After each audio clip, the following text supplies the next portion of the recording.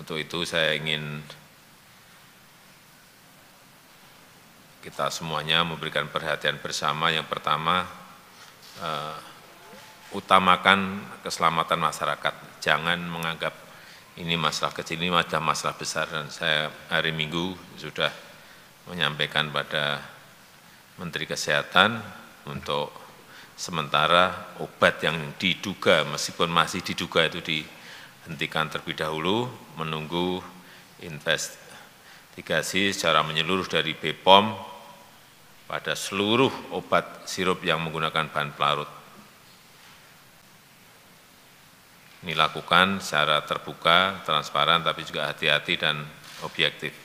Yang kedua, BPOM segera tarik dan hentikan peredaran obat sirup yang betul-betul secara evidence base, betul-betul terbukti mengandung bahan obat penyebab gangguan ginjal tersebut. Dan saya kira akan lebih bagus lagi kalau diumumkan, diinformasikan secara luas mengenai nama produknya.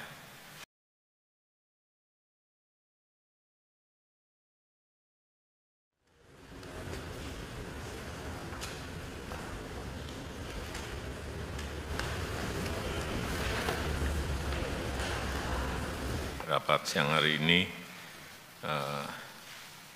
kita akan membahas mengenai perkembangan kasus obat penyebab gagal ginjal. Saya mendapatkan laporan bahwa kasus ini diduga disebabkan oleh tingginya cemaran bahan pelarut di atas ambang batas yang ditetapkan,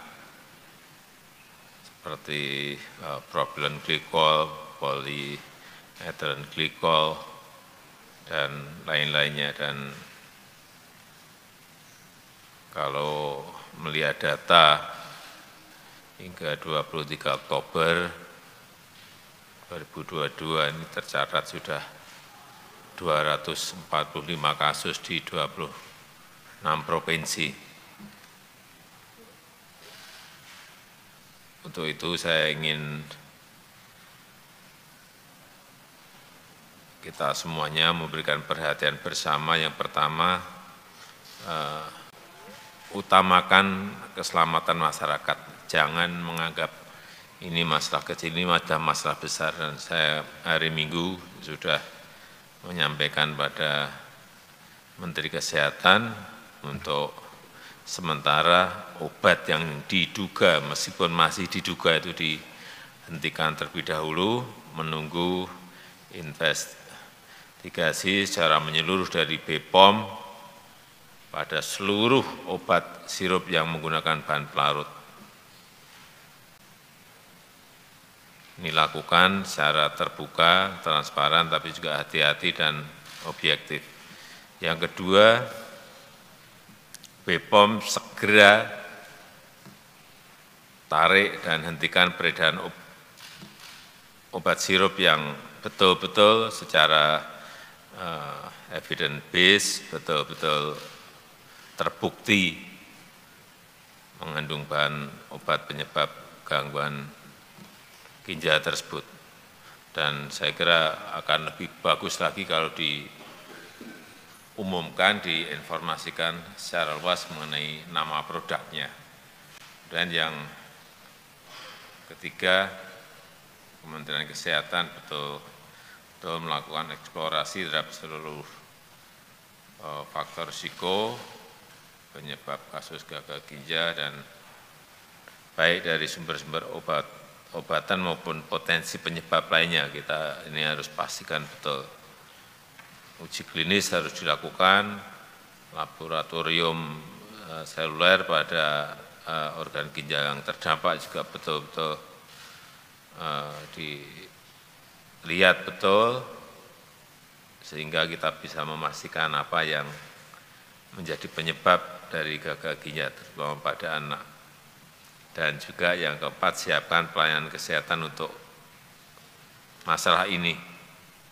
Juga siapkan pengadaan obat-obatan yang dapat mengatasi, menangani dari gagal ginjal ini. Dan juga saya minta diberikan pengobatan gratis kepada pasien-pasien yang dirawat. Saya kira ini penting sekali. Saya rasa itu mungkin yang bisa saya sampaikan sebagai pembuka.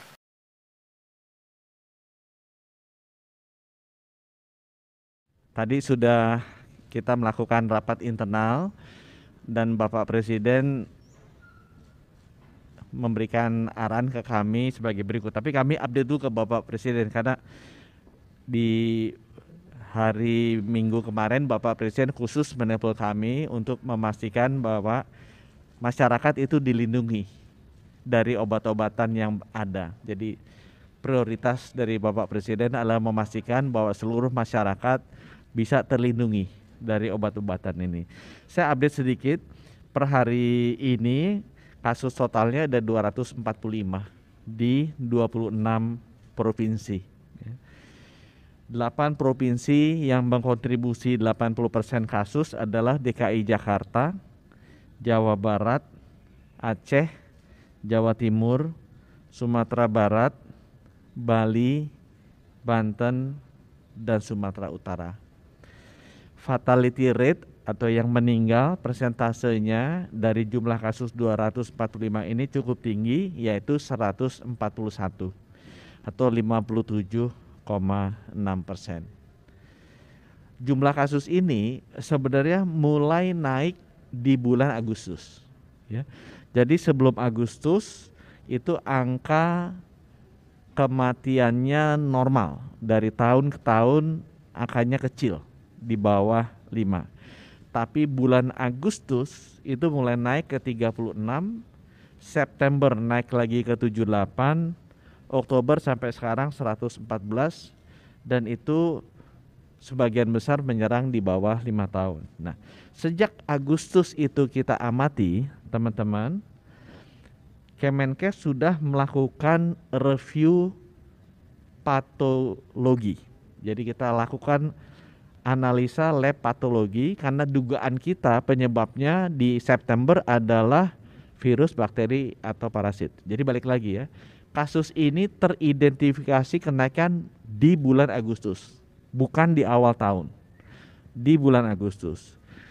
Bulan September kita kumpul, kita melakukan analisa patologi dari anak-anak yang terkena kasus ini untuk melihat apakah dia terkena virus atau bakteri atau parasit.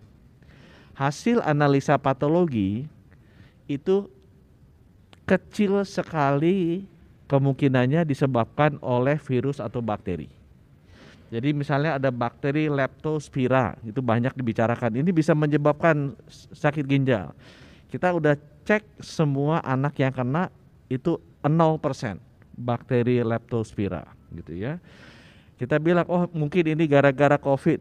Kita udah cek semua anak yang kena kurang dari 1% yang ada COVID-nya, positif virus COVID-nya.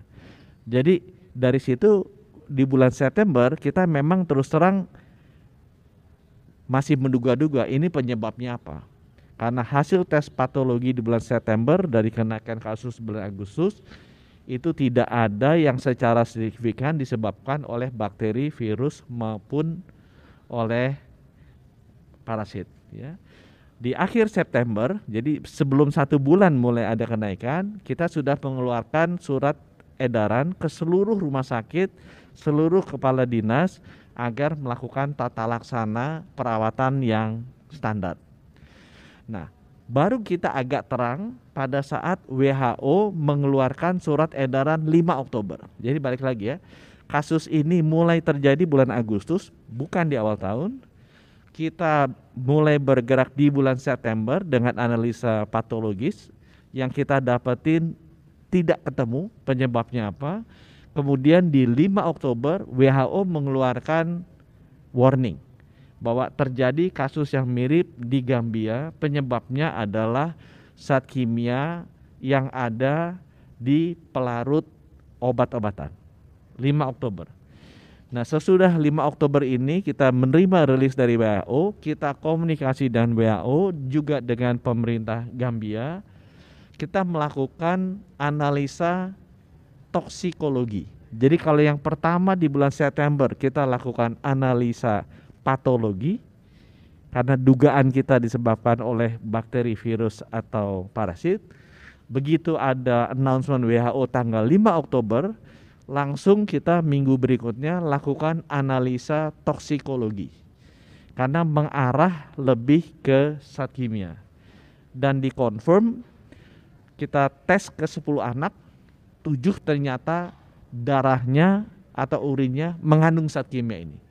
Jadi positif, memang 70% orang yang kena itu disebabkan oleh adanya zat kimia ini di tubuhnya. Kita melakukan konfirmasi kedua, kita lakukan biopsi yang meninggal. Apakah ada ciri-ciri kerusakan ginjal yang disebabkan zat kimia ini? Karena sudah ketahuan kalau zat kimia ini merusak ginjalnya seperti apa.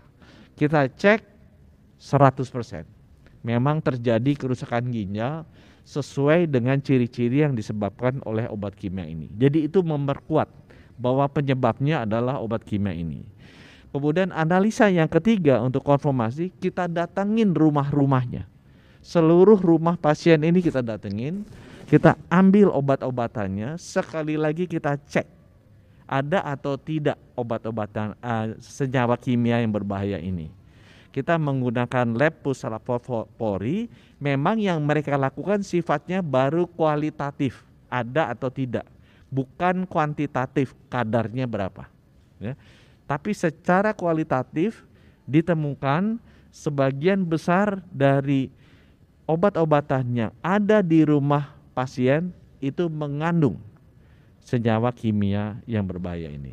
Jadi berdasarkan rilis dari WHO, adanya zat kimia di pasien, bukti biopsi yang menunjukkan kerusakan ginjalnya karena zat kimia ini, dan keempat adanya zat kimia ini di obat-obatan yang ada di rumah pasien, kita menyimpulkan bahwa benar penyebabnya adalah obat-obat kimia yang merupakan cemaran atau impurities dari pelarut ini. Nah, berdasarkan ini kita lakukan langkah konservatif, kita tutup dulu sekitar 1.100-an lebih obat-obatan yang ada pelarutnya. Nah, dari sini kita menunggu BPOM melakukan penelitian dan nanti akan di-announce oleh Ibu Penny bahwa sebagian pelarutnya itu bukan pelarut kimia, tapi pelarut mungkin dari air atau yang lain sebagainya. Itu rencananya nanti sore ini kita akan keluarkan surat untuk rilis. Ya, jadi ada 133 atau 150-an obat ya. Antara itu geser-geser angkanya nanti Ibu Penny yang lebih pasti. Obat-obatan yang memang pelarutnya tidak mengandung bahan kimia berbahaya kita akan rilis. Kemudian kelompok yang kedua kita sudah bicara dengan Ikatan Dokter Anak Indonesia, Ikatan Apoteker Indonesia. Ada beberapa obat-obatan memang yang sifatnya sirup tapi dibutuhkan untuk menyembuhkan penyakit-penyakit kritis seperti epilepsi dan lain sebagainya. Ini kalau dilarang anaknya bisa menderita atau meninggal gara-gara penyakit yang lain. Sehingga dengan demikian untuk obat-obat sirup yang gunanya untuk menangani penyakit kritis itu kita perbolehkan, tapi harus dengan resep dokter. Harus dengan resep dokter. Itu mengenai obat-obatannya, dan sejak kita berhentikan itu sudah kita amati penurunan yang drastis dari pasien baru masuk ke rumah sakit. Jadi kalau tadinya RSCM itu penuh, satu tempat tidur ICU anak tuh bisa diisi 2 atau 3, sekarang penambahan barunya sejak kita larang itu turun drastis pasien barunya. Nah, yang kedua saya mau cerita mengenai obat-obatan. Jadi hasil diskusi kita dengan WHO dan juga dengan pemerintah Gambia ditemukan obat yang namanya Fomepizole. Ya. Kita sudah menerima 20 file dari Singapura. Kita menunggu mungkin dari Australia akan masuk 16 lagi, either malam ini atau besok pagi. Kita sedang proses untuk beli dari Amerika. Mereka punya stok nggak terlampau banyak di sana.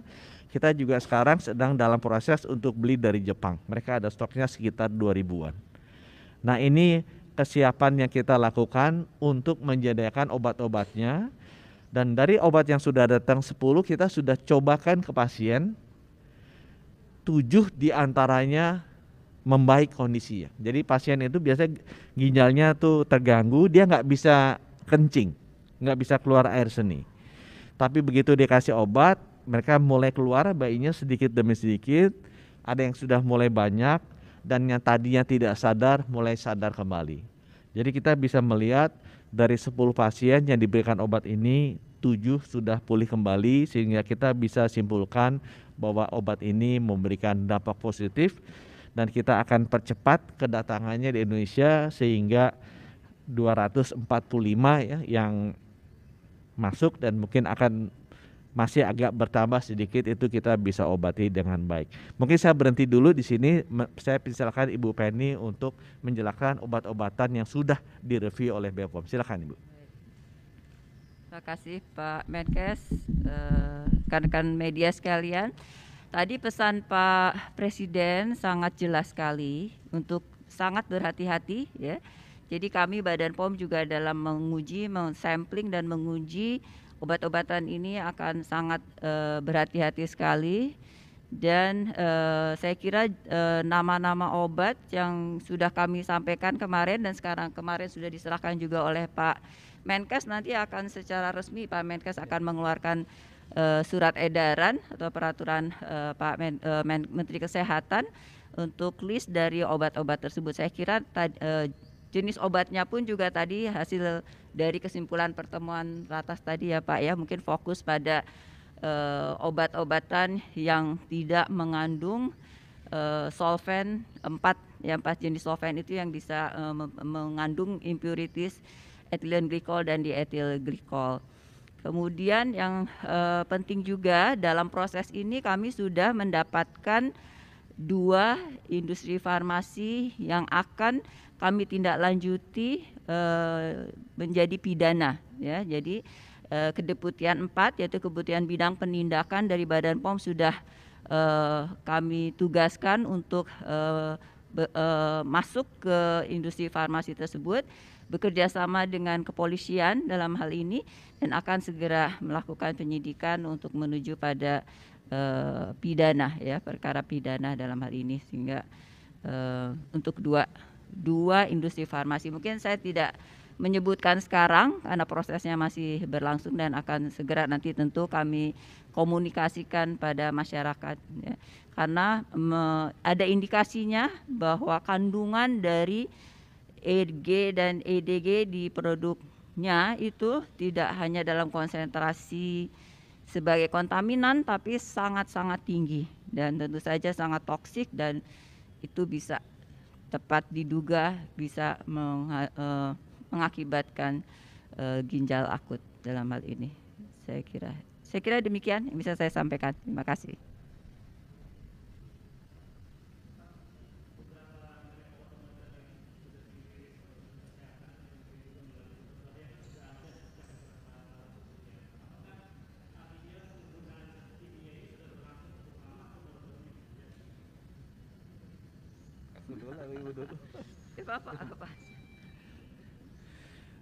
Jadi memang zat kimia yang berbahaya ini itu kan merupakan impurities dari pelarut pembantunya ya. Pelarut pembantu yang namanya polyethylene glycol ini memang sudah lama dipakai ya. Bukan hanya di industri obat, tapi di industri-industri lain juga. Memang banyak bertanya, kok dulu nggak apa-apa, sekarang jadi seperti ini. Nah, penyebab impurities atau kecemaran ini, saya sudah tanya dengan para ahlinya, paling besar penyebabnya adalah dari bahan baku. Jadi kalau kita ingin melihat kenapa sekarang begini, dulu tidak, kita sudah berkoordinasi dengan BPOM untuk melihat apakah ada perubahan dari jenis tipe atau juga asal dari bahan bakunya. Kita udah ada datanya, pergeseran dari negara-negara mana import bahan baku itu terjadi, tapi nanti saya akan sampaikan pada kesempatan khusus. Tapi kalau pertanyaan kenapa dulu enggak, sekarang iya, ini memang sangat tergantung terhadap bahan bakunya.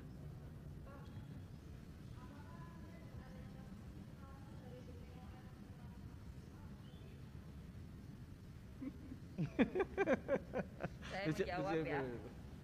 Saya yang menjawab. Kami sudah melakukan pengawasan sesuai dengan ketentuan yang ada secara internasional, dan kalau di Indonesia itu namanya Farmakope Indonesia, yaitu tata cara pembuatan obat ya, untuk obat apapun juga ya. Nah, di sana ditetapkan kadar dan bagaimana cara pengawasannya. Nah, EG dan DEG ini belum ada standar yang ada untuk menjadi referensi kami untuk melakukan pengawasan, baik itu di pre-market maupun di post-market, karena memang ini dilarang sebetulnya. Jadi sejak di awal di bahan baku itu dilarang, ya, dan menjadi tanggung jawab dari pelaku usaha dalam ini produsennya untuk betul-betul juga mereka melakukan studi kajian analisa impurity sendiri terhadap bahan baku yang mereka beli itu ya. Nah itu tanggung jawab mereka untuk melakukan pengujian, dan saya kira dengan adanya perubahan tersebut, ada kadar yang berubah ya, mungkin saya tidak tahu, tentunya ini perlu pendalaman lagi yang lebih jauh, sehingga berubahlah kadar ya dari impurity tersebut, dan mungkin saja nanti muncul kembali karena disampaikan bahwa proses terbentuknya EG-DEG ini juga bisa terus berjalan pada saat proses produksi ya, dari awal setelah bahan baku kemudian dalam proses kinetik sintesa dari kimianya gitu ya. Tapi pada intinya Badan POM sudah melakukan pengawasan sesuai dengan aturan yang ada. Tapi dengan melihat kondisi yang ada sekarang, memang ada beberapa titik-titik yang nanti harus diadakan, yang tadinya tidak ada, standar harus diperkuat lagi. Gitu.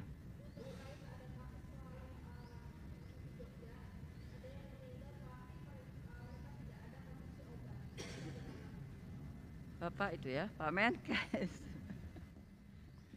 Memang surveillance kita sekarang lagi kita tingkatkan. Kita ingin memastikan apakah benar tidak konsumsi obat atau dia lupa mengkonsumsi obat ya.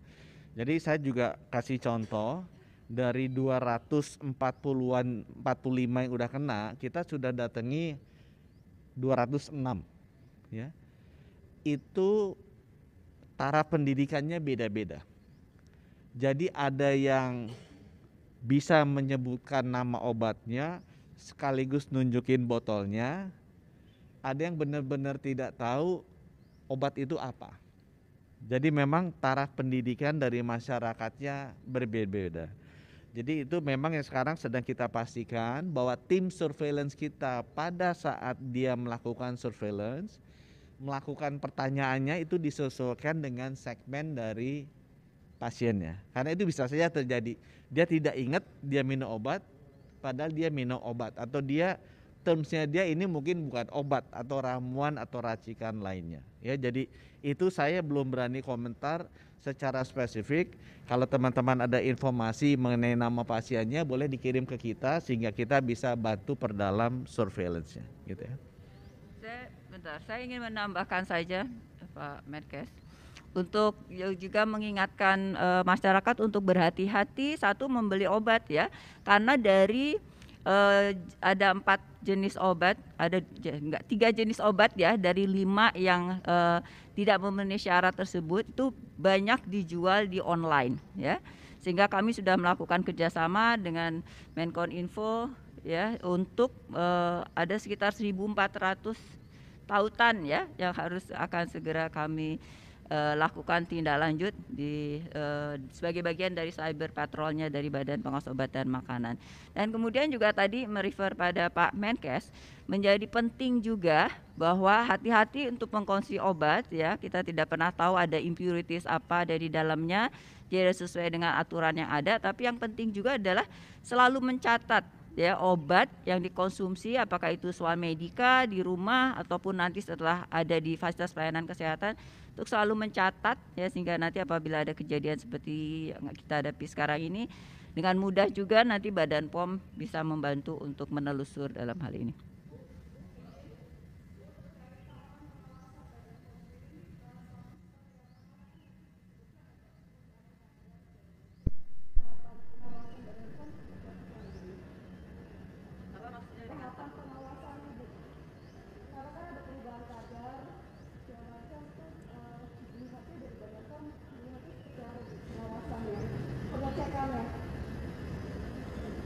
Saya nggak paham.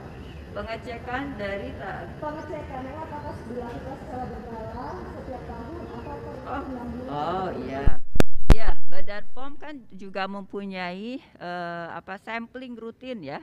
Perencanaan pre-market itu pada saat setiap brand atau jenis obat itu ingin didaftarkan mendapatkan izin edar, itu namanya pre-market. Dalam pre-market itu kan ada bahan baku. Nah, bahan baku itu juga bagian yang harus dilaporkan pada saat registrasi, di mana itu ada certificate of analysis yang harus disampaikan ke Badan POM. Tapi juga ada kewajiban dari pelaku usahanya untuk juga melakukan pengujian sendiri itu ya. Kita melakukan evaluasi pada saat pre-market. Namun kita juga melakukan pengawasan dengan sampling dan pengujian di post market terhadap produk yang setelah diberikan izin edar itu di peredaran, yaitu dilakukan. Nah, khusus untuk cemaran EGDEG ini sampai dengan saat ini di dunia internasional belum ada standar yang untuk mengatakan untuk diuji. Nah, itulah kenapa kita tidak pernah menguji, karena memang belum dilakukan di dunia internasional pun. Inilah standar yang harus kita kembangkan sekarang, sehingga juga ada menjadi bagian dari sampling rutin dari pengawas obat dan makanan, Badan Pengawas Obat dan Makanan.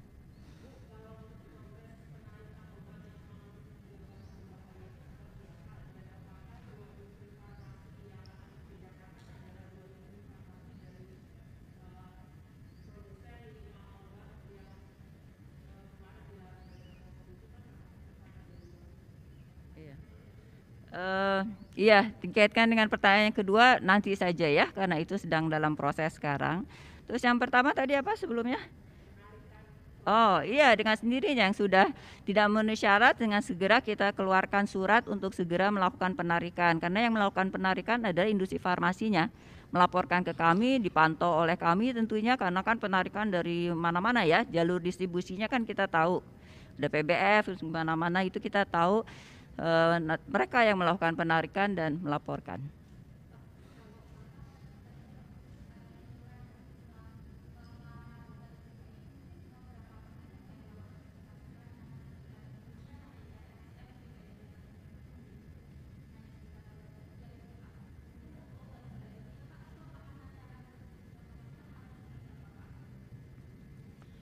Jadi obat barunya akan biaya kita ya. Nanti kita yang memberikan itu ke seluruh rumah sakit yang ada pasien yang bergejala ginjal akut ini. Yang kami sampaikan datanya itu adalah data nasional. Jadi pasiennya masih masuk, tapi onsetnya gejala klinisnya itu udah minggu lalu atau 5 hari yang lalu.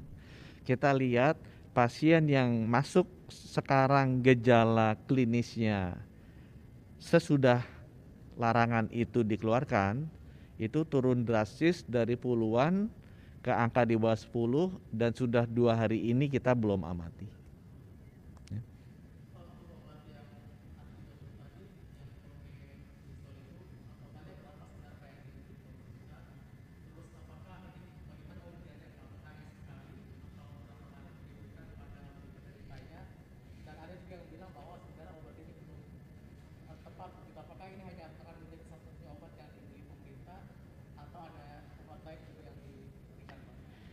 memang sebelum ini kan keracunan karena senyawa ini udah cukup lama. Dulu ada beberapa metode perawatan yang dilakukan. Tapi fomepizol ini adalah yang paling baru dengan efikasi yang paling tinggi berdasarkan research dari para ahli farmakologi Indonesia.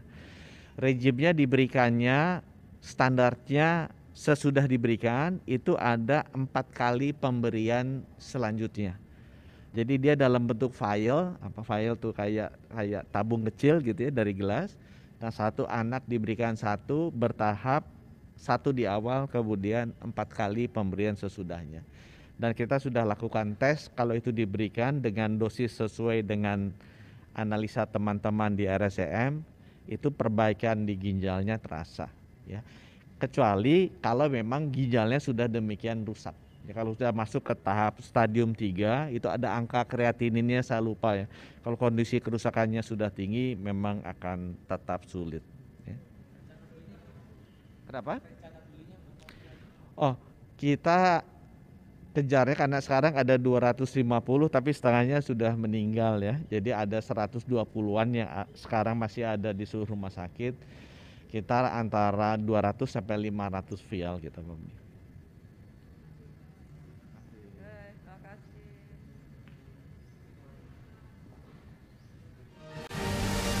Kami akan menjamu Yang Mulia dan Bapak Ibu di hamparan pantai Bali yang indah yang menginspirasi gagasan-gagasan inovatif untuk produktivitas G20 ke depan. Sampai bertemu di Indonesia, terima kasih.